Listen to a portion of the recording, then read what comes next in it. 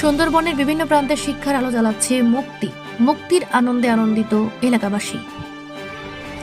সুন্দরবনের প্রত্যন্ত অঞ্চলের শিক্ষা বিস্তারে এক অনন্য উদ্যোগের নাম মুক্তি। দক্ষিণ 24 পরগনার রায়দিঘি বিধানসভার নগেন্দ্রপুরের পূর্ব শ্রীধরপুর এলাকার সমাজ কল্যাণমূলক কাজ মানে মুক্তি। এবার সুন্দরবনের বিভিন্ন প্রান্তে শুরু হয়েছে মুক্তি সাপোর্ট স্কুল ও মুক্তির কিশোরয় সাপোর্ট স্কুল, যা ইতিমধ্যেই সারা এলাকায় সাড়া ফেলেছে। ভৌগোলিক প্রতিকূলতার কারণে সুন্দরবনের বহু ছাত্রছাত্রী নিয়মিত পড়াশোনায় পিছিয়ে পড়ে। সেই বাস্তবতা মাথায় রেখে মুক্তির উদ্যোগে পঞ্চম শ্রেণী থেকে দশম শ্রেণী পর্যন্ত ছাত্রছাত্রীদের জন্য পঞ্চম শ্রেণী থেকে দশম শ্রেণী পর্যন্ত ছাত্রছাত্রীদের জন্য চালু হয়েছে মুক্তি সাপোর্ট স্কুল। পাশাপাশি প্রথম শ্রেণী থেকে চতুর্থ শ্রেণী পর্যন্ত ক্ষুদে পড়ুয়াদের জন্য শুরু হয়েছে মুক্তির কিশলয় সাপোর্ট স্কুল। প্রতিটি স্কুলেই ছাত্রছাত্রীদের জন্য রাখা হয়েছে দুপুরে এবং বিভিন্ন সুস্বাদু আহার, বুক গ্রান্টের ব্যবস্থা, যাতে বইপত্র ও শিক্ষা সামগ্রীর অভাবে কোনো পড়ুয়ার পড়াশোনা থমকে না যায়। এই মহৎ উদ্যোগের নেপথ্যে রয়েছে বিশিষ্ট সমাজসেবী শঙ্কর হালদার। তার দীর্ঘদিনের স্বপ্ন ছিল যে সুন্দরবনের প্রত্যন্ত অঞ্চলে শিক্ষার আলো পৌঁছে দেওয়া। তার উদ্যোগ ও নেতৃত্বে মুক্তি সংস্থা আজ শিক্ষাক্ষেত্রে এক নতুন অধ্যায় রচনা করছে। শঙ্কর হালদার জানান, সুন্দরবনের ছাত্রছাত্রীরা প্রতিভাবান, শুধু প্রয়োজন সঠিক দিক নির্দেশ ও সহায়তা। মুক্তির সাপোর্ট স্কুল তাদের সেই সহায়তাই দেবে। এরপর এলাকার ছাত্রছাত্রীরা যেমন পড়াশোনার সুযোগ পাবে, শিক্ষিত বেকার যুবকরা পারিশ্রমিকের বিনিময়ে স্বাবলম্বী হবে। স্থানীয়দের আশার আলো। এলাকার অভিভাবক ও শিক্ষক মহলের মতে এই উদ্যোগ ভবিষ্যতে পড়ুয়াদের স্কুল ছুট হওয়ার হার কমাতে বড় ভূমিকা নেবে। প্রকৃতির প্রতিকূলতার সঙ্গে লড়াই করা সুন্দরবনের মানুষদের কাছে মুক্তি আজ শুধু একটি সংস্থার নাম নয়, বরং এক আশার প্রতীক। দক্ষিণ 24 পরগনা থেকে অনিন্দিত বড়শিলের রিপোর্ট, সি প্রাইম। এই সোসাইটিতে টিচার এবং স্টুডেন্টের রেশিও অত্যন্ত খারাপ। ইন্টারন্যাশনাল স্ট্যান্ডার্ড তো নয়, এমনকি দেশের যে স্ট্যান্ডার্ড, সেই দেশের স্ট্যান্ডার্ড কোনো ক্ষেত্রগুলোতে প্রাইভেট স্কুলগুলো মেনটেন করলেও গভর্নমেন্ট স্কুলগুলোতে কোনো না কোনো কারণে করে ওঠা যায় না। আর এই গভর্নমেন্ট স্কুলগুলি মূলত ফার্স্ট জেনারেশন লার্নাররা পড়াশোনা করে।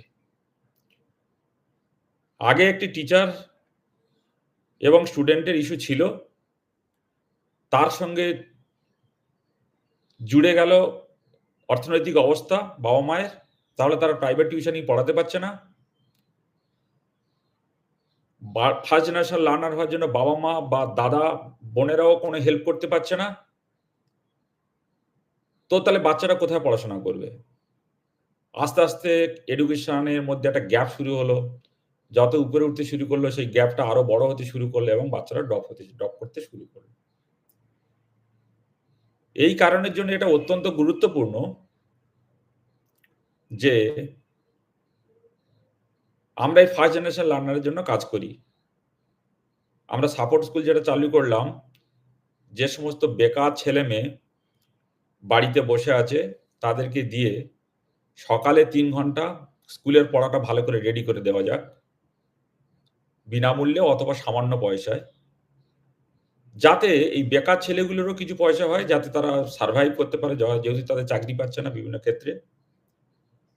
এবং যে এডুকেশন যে গ্যাপটা টিচার স্টুডেন্টের রেশিওর জন্য হোক, ফার্স্ট জেনারেশন লার্নারের জন্য হোক, সেটা কিছুটা ক্লোজ করা যায়। এবং প্রাইভেট টিউশনের জন্য যে অ্যাফোর্ড করা যায় না, যেহেতু আমাদের টাকা পয়সা কম, সেহেতু বাবা মারা একটু যাতে হেল্প পায়। কিন্তু দেখুন আমাদের কি হয়েছে, লাস্ট এই প্যান্ডেমিকের ট্যুর পরে থেকে ন্যাশনাল রেকর্ড বলছে লার্জ নাম্বার অফ স্টুডেন্ট, বিশেষ করে যারা ফার্স্ট জেনারেশন লার্নার, তারা সব ড্রপ আউট হয়ে গেছে। অনেক স্কুলে ক্লাসরুম ফাঁকা, বাল্যবিবাহ বেড়ে গেছে, বাচ্চারা পড়াশোনা করছে না, করলেও তথৈবচ আসছে, কেবলমাত্র কিছু ডিগ্রি পাচ্ছে। এর মধ্যে যেগুলো সমস্যা তৈরি হয়েছে, টিচার ট্রান্সফার। ওয়েস্ট বেঙ্গলে বিশেষ করে উচ্চশ্রী বলে একটি স্কিম তৈরি হওয়ার ফলে, যেখানে টিচাররা তাদের প্রয়োজনীয় জায়গাতে ট্রান্সফার নিয়েছে। কোনো গ্রামের বা প্রত্যন্ত অঞ্চলের স্কুলগুলোতে 1 জন 2 জন 3 জন মাস্টারমশাই, 5 জন মাস্টারমশাই কয়েক হাজার বা হাজারেরও বেশি ছাত্রকে তারা পড়াশোনা করাচ্ছেন। তো নিয়মিত তাদের তো পড়াশোনা করানো সম্ভব নয়, আপনারা জানেন, এই ধরনের টিচার এবং স্টুডেন্টের রেশিও দিয়ে। তো যেটা ঘটে দাঁড়ালো, এর উপরেই আর একটা সমস্যা হয়ে দাঁড়ালো যে রিসেন্ট বিভিন্ন পত্র-পত্রিকায় যে সমস্ত ডিবেট চলছে, কে রাইট, কে রং সেটা আপনারা বিচার করছেন, আপনারা দেখছেন। তার সে ডিবেট যথেষ্ট হচ্ছে, আমরা তার মধ্যে যেতে চাই না।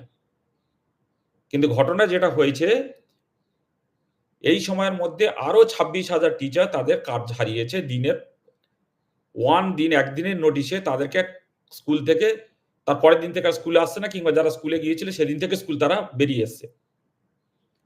এমনিতেই টিচার আর স্টুডেন্টের এই রেশিওর অবস্থা ছিল। তারপরে এই যদি টিচারগুলো ড্রপ করলো, লাস্ট বোধহয় ১০-১২ বছর আমাদের টিচারের কোনো রিক্রুটমেন্ট হয়নি। আপনারা জানেন যে ২৫-৩০ বছর অন্তরে টিচারের রিপ্লেসমেন্ট দরকার হয়। আমাদের ২৫-৩০ বছরের লোকজন রিটায়ার করে।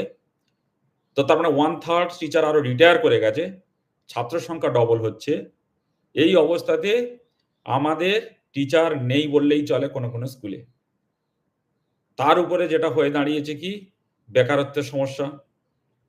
দেখছে বাবা, যে দাদারা, ভাইরা যারা লেখাপড়া শিখে বসে রয়েছে বাড়িতে, তো অন্য ছেলেমেয়েকে তাদের আর স্কুলে পাঠাচ্ছেও না। স্কুলে যাওয়াতেও তাদের একটা অনীহা তৈরি হয়েছে।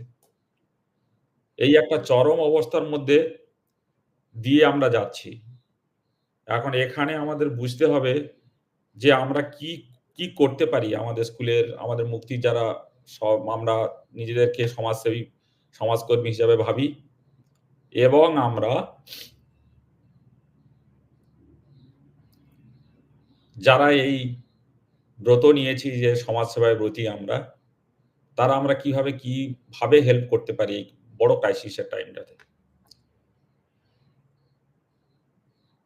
আমি আগেও বলেছি যে আমাদের যে সমস্ত টিচাররা যারা আজকের আমাদের প্রায় ক্লাস 1 টু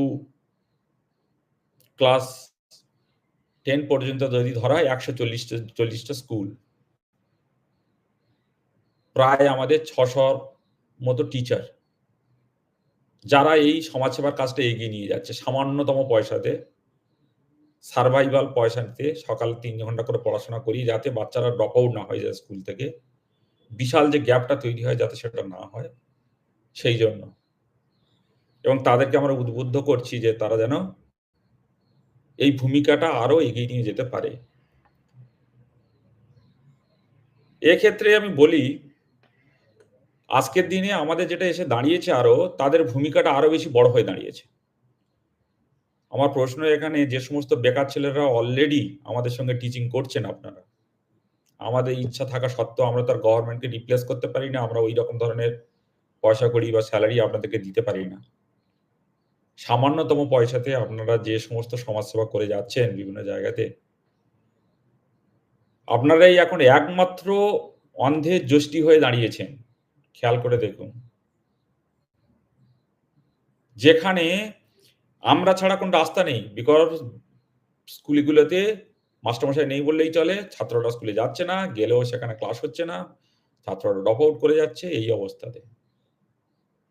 আমাদের একটা ব্রত নেওয়ার সময় এসেছে, যদি আপনারা মনে করেন এই সমাজের পরিবর্তন দরকার, তাহলে আপনার পাশের বাড়ির ছেলেটাকে লেখাপড়া শেখাতে হবে। লেখাপড়া না শেখালে কোনোদিন এই শৃঙ্খলা মোচন হবে না। আর কেবলমাত্র দারিদ্রতা বা অর্থনৈতিক উন্নয়নের জন্য তো এডুকেশন লাগে না। এডুকেশন লাগে সার্বিক ডেভেলপমেন্টের জন্য। ভারতবর্ষের মানুষ হিসাবে আমরা যে গর্ব করি সারা পৃথিবীর কাছে, যে আমরা ৫,০০০-৭,০০০ বছরের সভ্যতা, যে সভ্যতায় উচ্চমানের চিন্তাভাবনা, উচ্চমানের লেখাজোখা এবং উচ্চমানের আমরা ফিলোজফি নিয়ে ডিসকাশন করি, সেটা কিন্তু আমরা অর্থনৈতিক নিয়ে গর্ব করি না, করি নলেজ নিয়ে, করি শিক্ষা নিয়ে। বলি আমরা যখন শিক্ষার উচ্চ স্তরে, তখন পৃথিবীর বিভিন্ন মানুষগুলো বনে জঙ্গলে ঘুরে বেড়াচ্ছে। এই গর্ব যদি এগিয়ে নিয়ে যেতে হয়, যেদিন আমরা থাকবো না, সিভিলাইজেশন যদি এগিয়ে যেতে হয়, তাহলে কিন্তু আমাদের বাচ্চাদের শিক্ষিত করতে হবে। না হলে কিন্তু চরম বিপদ এগিয়ে আসছে। ওই গর্বের দিন আর থাকবে না। দুঃখের সঙ্গে হলেও এটা বলতে বাধ্য হচ্ছি যে আমাদের আরো বেশি দায়িত্ব নিতে হবে, এবং আমাদের সমস্ত যারা টিচার, আমাদের অন্যান্য প্রজেক্টের যে সমস্ত মুক্তি সাথী বৃন্দ আছেন, তারা প্রত্যেকেই হাত লাগান। সমাজের এই বড় ক্রাইসিসের সময়। কোথায় এসছো? স্কুলে স্কুলের নাম কি? মূর্তি স্কুলে কেমন লেখাপড়া হয়? ভালো আর কি করো এখানে? নাচ গান এই স্কুলে খেতে দেয়? তুমি কোন ক্লাসে পড়ো? মানে তোমার নাম?